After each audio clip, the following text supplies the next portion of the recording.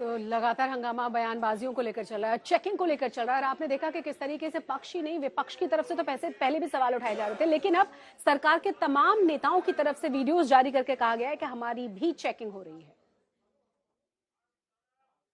महाराष्ट्र में चुनाव है और कोंकण इलाके में एक बड़े चेहरे मौजूदा वक्त में केंद्रीय मंत्री नारायण राणे हमारे साथ आज तक पर हैं। मेरा पहला प्रश्न आपसे यही है कि कोंकण इलाके में एक वक्त पर शिवसेना की तूती बोलती थी। आप सेना में भी रहे, 2005 में निकले, कांग्रेस में गए, अब आप बीजेपी से टिकट पर यहाँ पर लोकसभा सांसद हैं, केंद्रीय मंत्री हैं।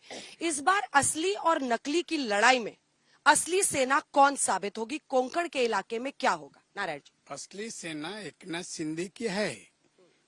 उनको धनुष्यबाण निशानी जो असली सेना का था उनके पास ही है।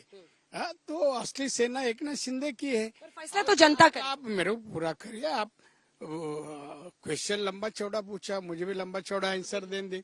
देखो, आज के तारीख में जिधर मैं हूँ कोंकण में, जिस पार्टी में, वहाँ का होल्ड होगा। आज इधर बीजेपी और एकनाथ शिंदे का होल्ड है। हमारे साथ अजीत पवार भी है। तो मैं समझता इधर शिवसेना का कुछ बचा नहीं है। खाली पूरा 2 डिस्ट्रिक्ट में एक जगह है, वो भी हम लोग सोचते हैं उसको चुन के देना या नहीं तो इधर दोनों डिस्ट्रिक्ट में, ये कोंकण में उनका कुछ भी नहीं बचा। उद्धव ठाकरे पर आप ज्यादा हमलावर रहते हैं। उद्धव ठाकरे पर आप खूब हर जगह भाषणों में अपना बोलते हैं। आपने ये भी कहा था कि उनको पता नहीं आजादी के कितने साल होते, मैं रहता। अरे वो तो मैं बोलता हूँ कि असलियत है, आप लोग ने कवर किया। वो देख के हम बोला, जब भाषण कर रहे थे 26 जनवरी का, और वो जब 26 जनवरी का 15 अगस्त, तो पीछे अरे आजादी को कितने साल, वो पूछते हैं। उनको मालूम नहीं है मुख्यमंत्री महाराष्ट्र का है और आजादी का साल नहीं। इसलिए मैं बोला ये कैसा मुख्यमंत्री है, इसलिए मैं क्रिटिसाइज उसके ऊपर किया जिसको आजादी का ये मालूम नहीं। सेना से जुड़े जितने लोग थे, आप देख लीजिए, एक के बाद एक सबने, नारायण राणे, आप, छगन भुजबल हो, एकनाथ शिंदे हो, ये सब सेना को क्यों छोड़ गए? क्या वजह रही? बाला साहब जैसे ही उद्धव को एक तरह से विरासत सौंप रहे थे, उसके बाद से धीरे धीरे करके क्यों निकले? नहीं है, उनको राजनीति कुछ भी मालूम नहीं है। कुछ भी मालूम, उनको बातें नहीं करने आते, ना प्रशासन मालूम है ना कुछ मालूम है। और 2.5 साल में महाराष्ट्र में क्या तरक्की लाया, किस क्षेत्र में तरक्की किया? मराठी लोगों के लिए शिवसेना का जन्म हुआ। क्या मराठी लोग को रोजी रोटी दिया क्या उन्होंने?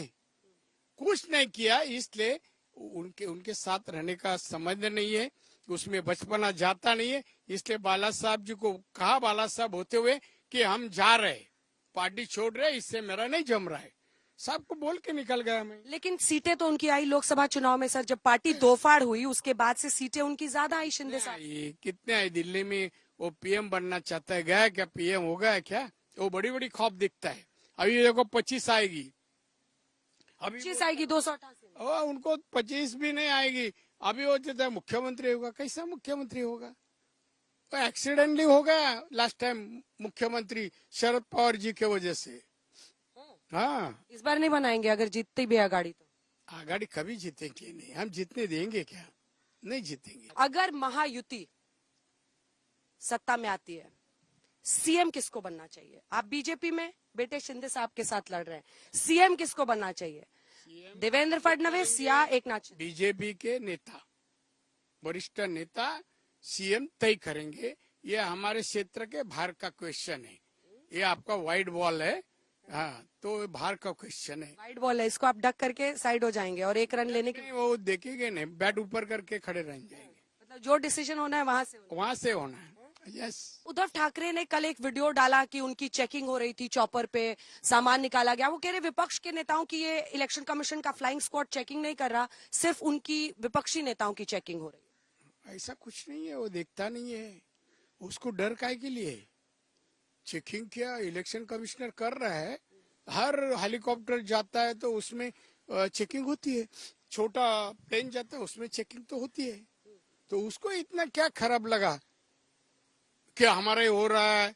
परसों तो एकनाथ शिंदे जी का हुआ।